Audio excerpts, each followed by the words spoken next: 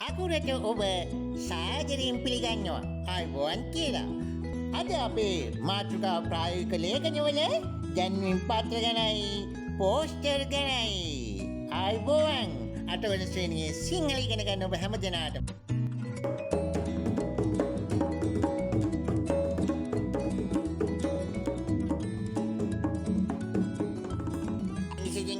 ගාගෙන පොල්කටු මාලේ අපි යමුද අනේ අපි ඔයාලා සිංජු කිව්වේ ටෙලිෆෝන් කාරේ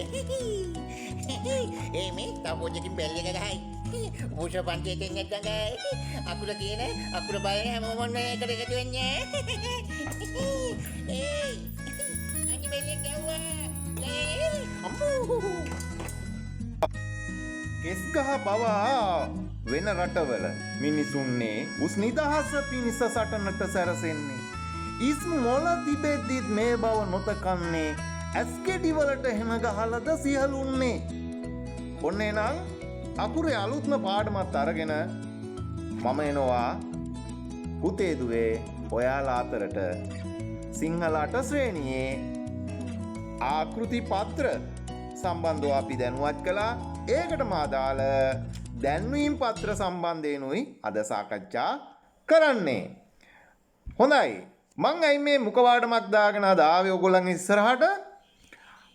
අද දුවලා පුතාලා අම්මා තාත්තලා විසින් ගෙදර ළඟට එළවලු කරත්තයක් නැත්තම් එළවලු ගෙනෙන වාහනයක් ආවට පස්සේ මේ දරුවෝ ඉස්සරහට යවනවා මුඛවාඩමක් නැතුව. මම ඇස් දෙකෙන්ම දැක්ක සාක්ෂිත් එක්කයි මේ කතා කරන්නේ. ඒ නිසා පුතේ දුවේ ඔබ වද කරලා හරි අම්මා තාත්තගෙන් මුඛ ආවරණයක් අරගෙනම ඉදිරියට යන්න ළඟට ආවත් ඒ වගේම තමයි පිටතින් කීප දෙනෙක් අතගාලා එන එළවලුව ඔබ සෝදාම් පවිත්‍ර කොට ගන්න කියලා අම්මා තාත්තගෙන් ඉල්ලන්න. ඒ වගේම දෑත් දෙපා හොඳින් සෝදන්න. සෝදගෙන මූණත් සබන් දාලා සෝදලා පුළුවන් නම් ඒ තරමට පරිස්සම් වෙන්න. දුරින් ඉඳලම කටයුතු කරන්න. හොඳයි.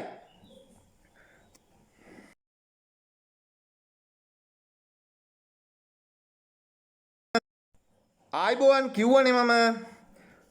දැන් මේ දැන්වීම් පත්‍රයක් තියෙන විශේෂත්වය මම කියන්නේ. මුඛාවරණේ විවෘත කළාම කියන්නම්කෝ.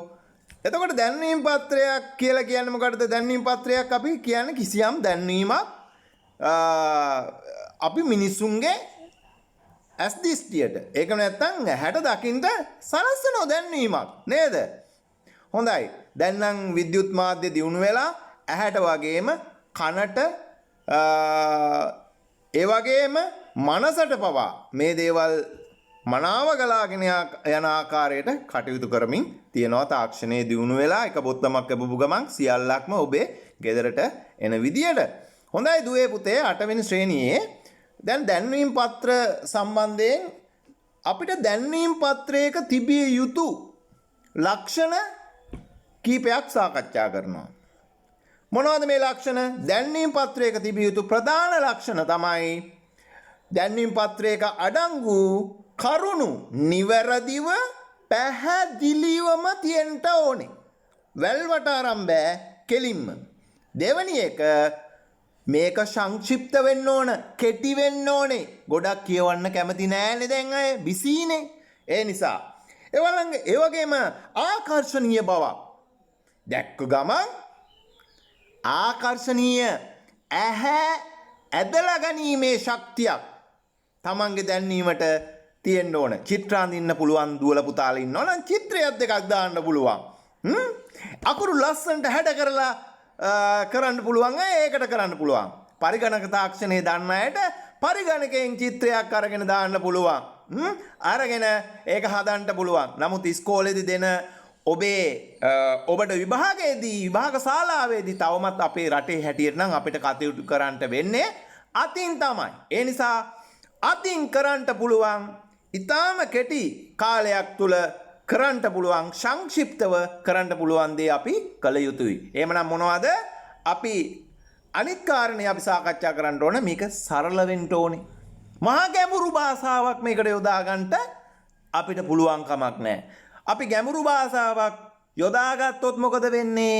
බලන්නාට කියවන්නාට මේක මනසේ රැඳෙන්නේ නැහැ. ඇයි ඒ? සරල බසක් නැති නිසා. අපි එදිනෙදා පාවිච්චි කරන භාෂාව තමයි මේක අපිට ගන්න ඕනේ. නැතුව ආදි මුතුන් මිත්තන්ගේ කාලේ තිබිච්ච ඒ පැරණි බ්‍රාහ්මීය අක්ෂර හෝ පාලි සංස්කෘත වගේ භාෂාවන් වල හෝ දැනට මල භාෂාවන්ගේ දේවල් හෝ අපේ පාණ්ඩිත්‍ය හුවා දක්වන්නට මේ අවස්ථාවක් කරගන්නට හොඳ නැහැ. එහෙනම් ලක්ෂණ ටික මතකයිනේ මොනවද තියෙන්න ඕන? කරුණු නිවැරදිව පැහැදිලිව තියෙන්න ඕනේ. සංක්ෂිප්ත බව, කෙටි බව තියෙන්න ඕන, කෙටියෙන් ඉදිරිපත් කරන බව. ආකර්ශනීය බව, ඇහැදලා ගැනීම. සරල බව, බොහොම කෙටියෙන්, short and sweet කියලා කියන්නේ ඉංග්‍රීසියෙන්. මම සිංහල උගන්වන්න. හරිද? එතකොට දැන් මේ අපි ජීවත් වෙන සමාජය මොකද්ද? අපේ ජීවත් වෙන මේ ආර්ථික, සමාජීය සහ සංස්කෘතික සමාජයේ මොන ශේෂ්ත්‍රයකට වුණවත් මේ දේවල් අපි කරන්නේ ප්‍රජාව දැනුවත් කිරීමටයි. දැන් ඔබ ශ්‍රේණියේ දීලා තියෙනවා දැන්වීම් පත්‍රයක් විදිහට පහත දැක්වෙනුයේ නෙළුම්වැව මහා විද්‍යාලයේ පාසල් පරිසර නියමු බට කණ්ඩායම විසින් පොලිතින් භාවිතයෙන් වන හානි සහ විකල්ප ඇසුරුම් මාධ්‍ය පිළිබඳව ප්‍රජාව දැනුවත් කිරීමේ වැඩසටහන් පිළිබඳව නිර්මාණය කරන ලද දැන්වීම් පත්‍රයක් හා පොලිතින් භාවිතයෙන් වන හානි පිළිබඳ සකස් කරන ලද දැන්වීම් පත්‍රිකාව. මෙන්න මෙතෙන්දී වෙන්න ඕනේ පොලිතින් භාවිතය මොකද වෙන්නේ? පස් ස්තරයකට සම්බන්ධ වුණොත් අපි ජීවත් වෙන මේ අද කාලේ ජීවත් වෙන මේ කාලය තුල මේ ස්තරයට අපේ අතින් පොලිතින් එකක් ලැබුණාන් පස්සේ මුළු ලංකාවේ ඉන්න ජනගහනය කෝටි 2කට වැඩිනේ. ඒ ජනගහනය හැම දෙනාගෙම මේ දවසට එක ගානේ වැටුනොත් කොච්චර ප්‍රමාණයක් තැම්පත් වෙනවද පුතේ දුවේ?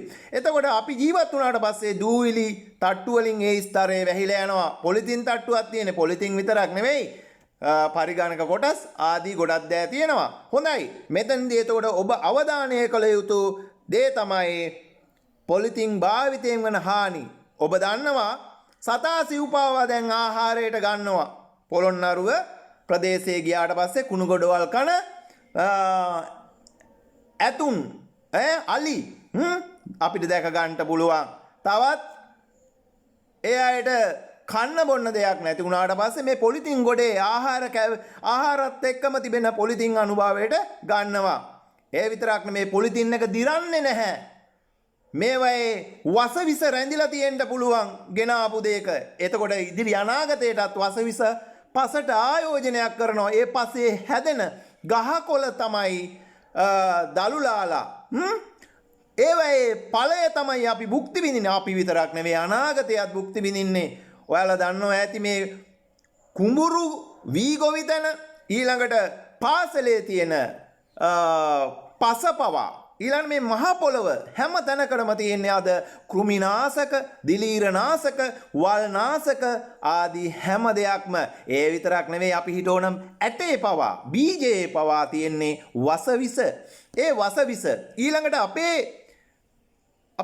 අපි ජීවත් වන මේ පරිසරයට මුදාහරින අපි අපද්‍රව්‍ය බොහෝ දුරට පිටරටින් ගෙනෙන භාණ්ඩයක අසුරලා තියෙන්නේ මොනවද? පොලිතීනයක.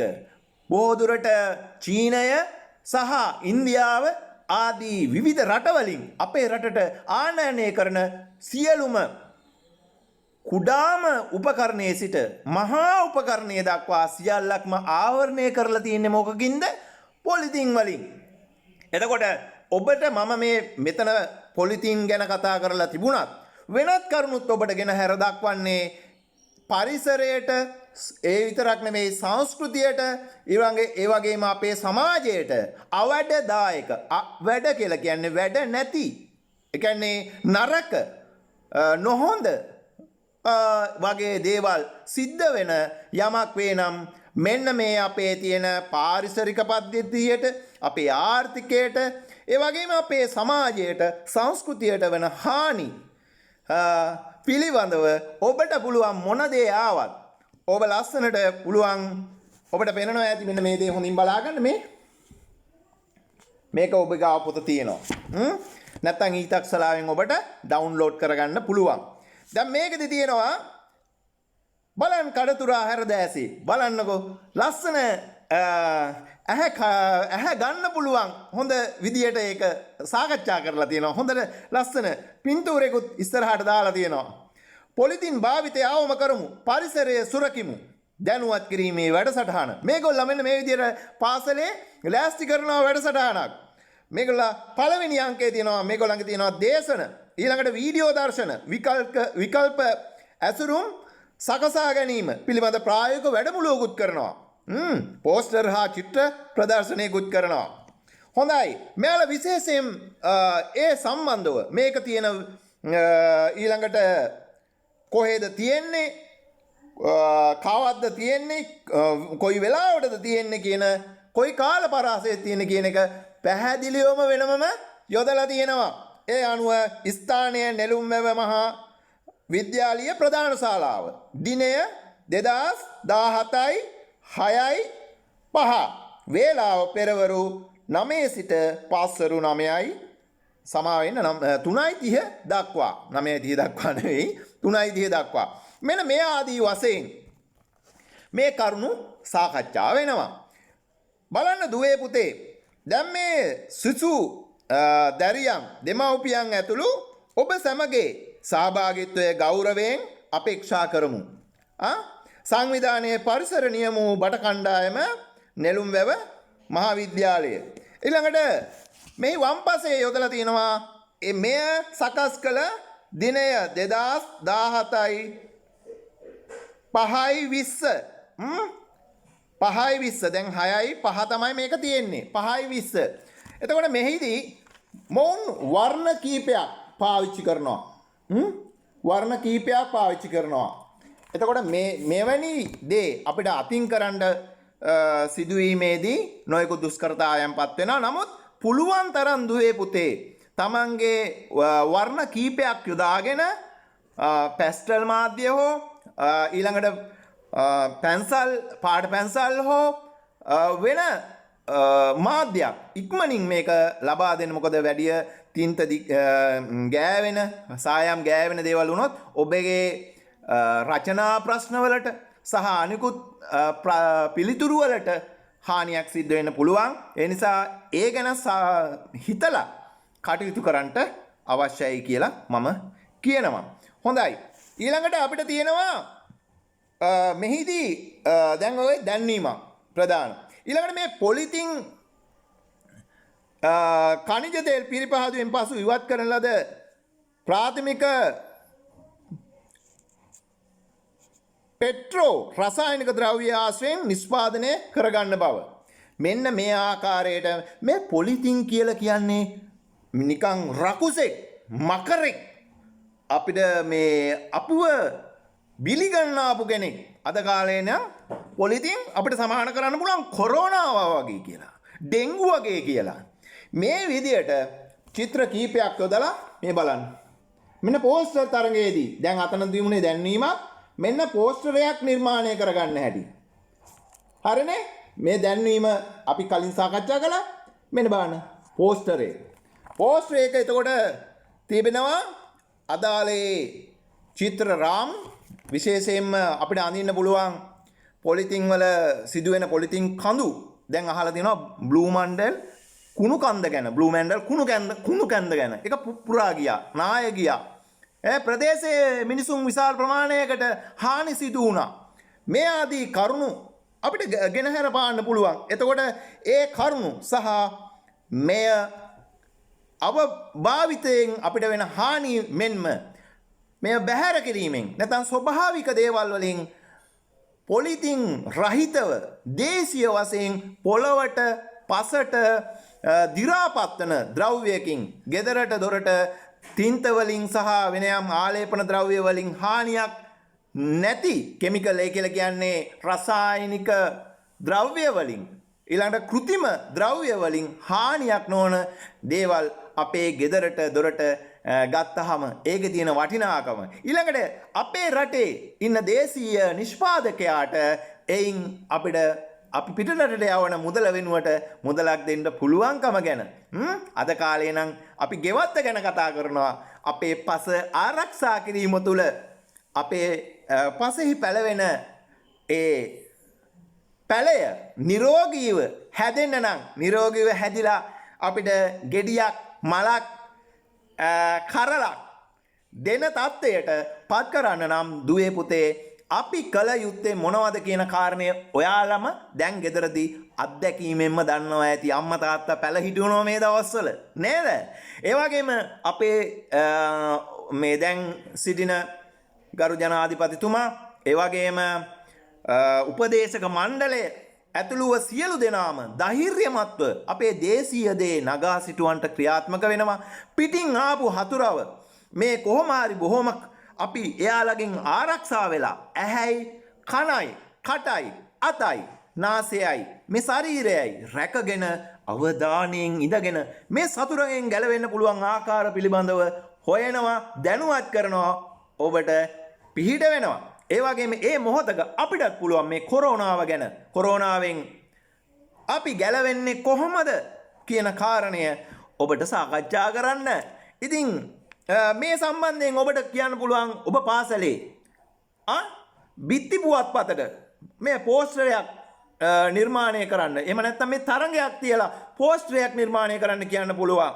ඒ වගේම රචනා තරඟයක් කියන්න පුළුවන්. මේ වගේම ඒ තියෙන පැවැත්වෙන දිනය වේලා විස්ථානය ආදී වශයෙන් තොරතුරු මේ වගේ සම්පින්ඩනය කරලා ලස්සන දෙයක් කරන්න දුවේ පුතේ.